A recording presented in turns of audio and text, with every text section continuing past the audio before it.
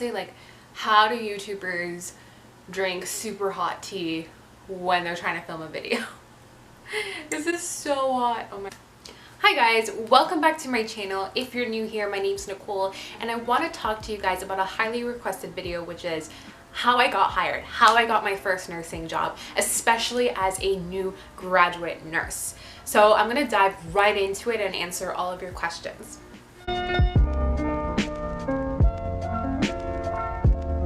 First thing I want to talk to you guys is about cover letter and resume.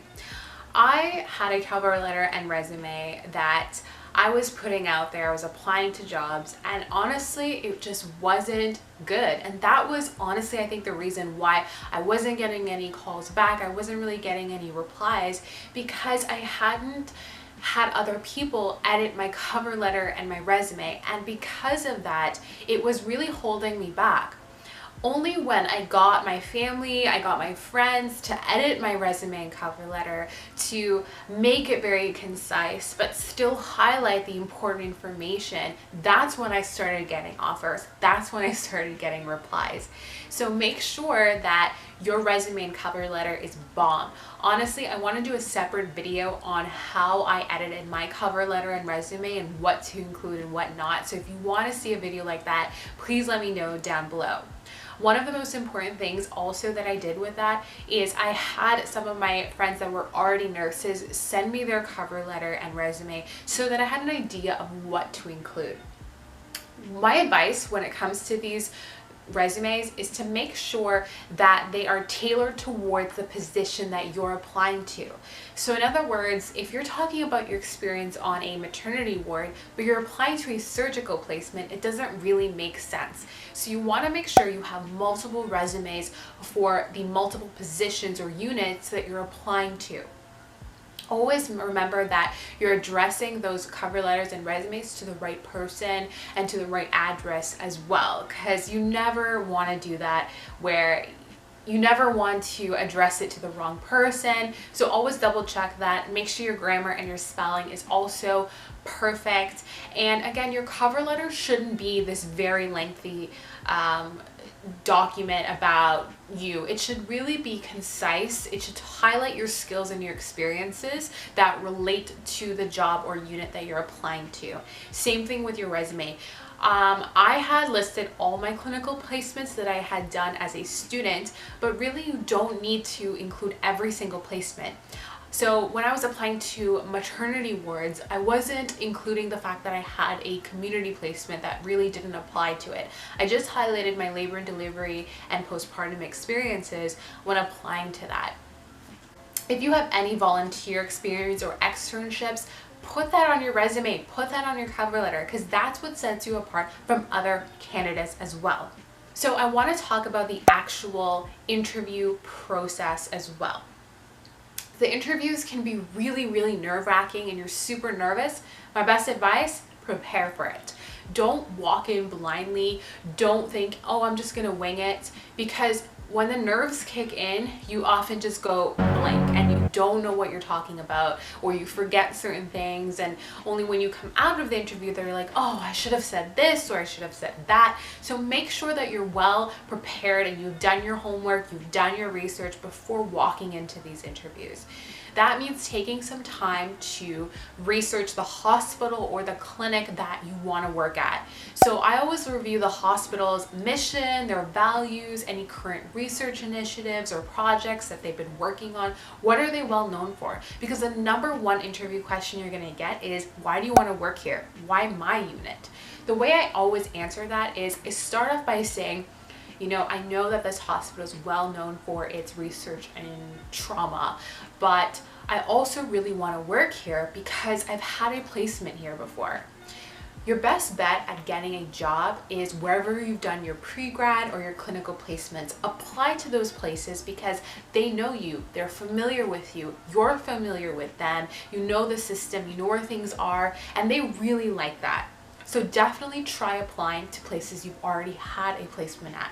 Those are places that you're going to most likely be hired in since they know you better. One of the biggest questions I also often get is, tell me about yourself.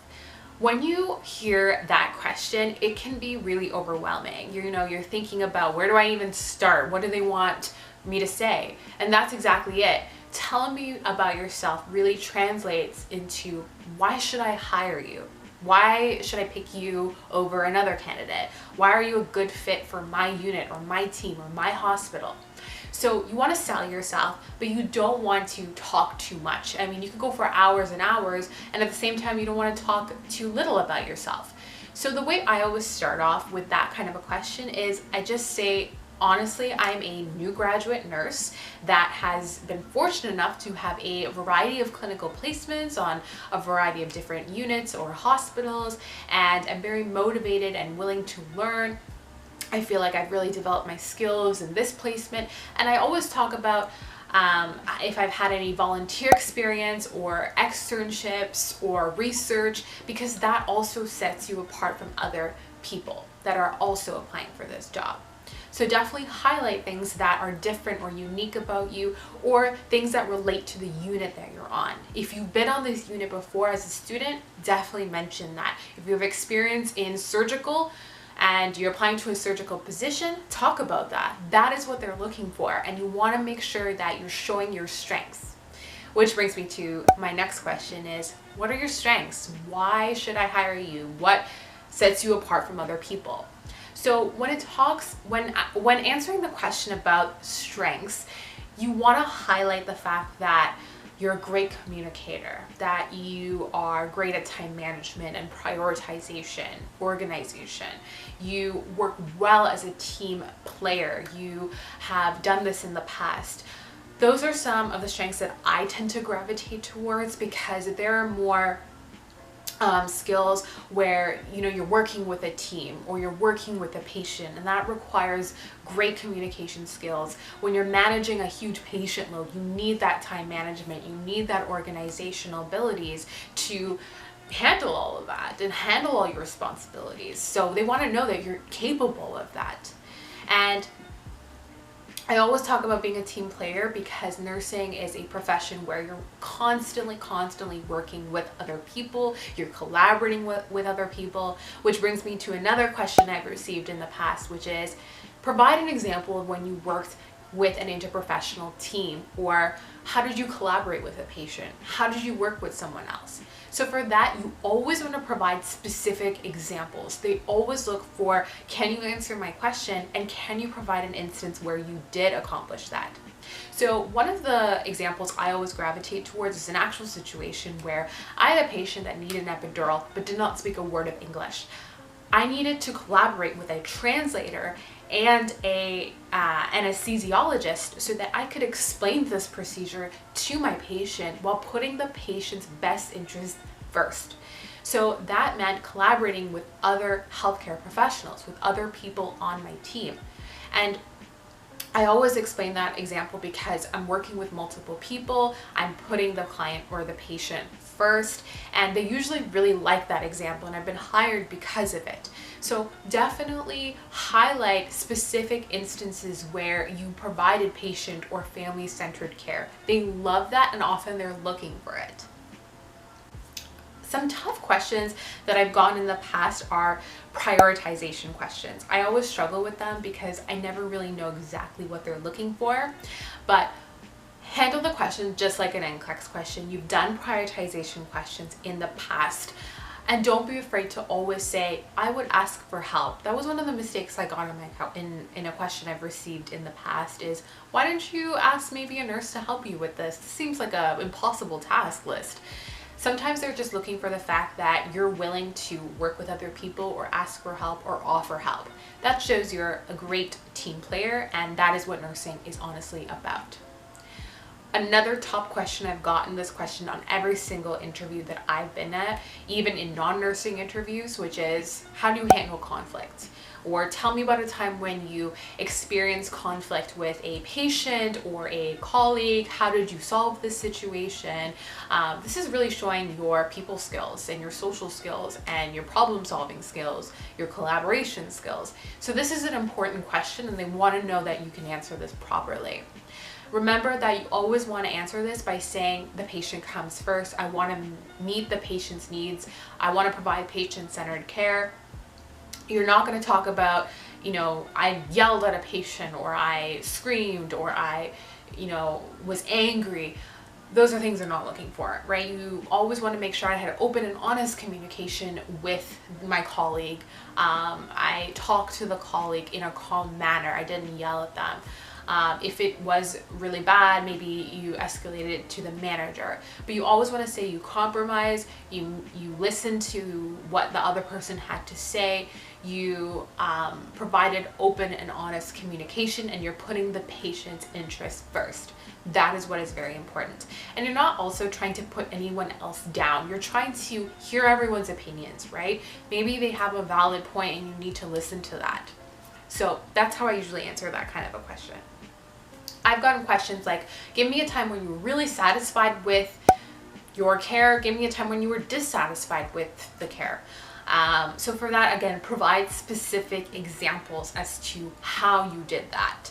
And that can be experience from when you were a student if you don't have any professional experience again.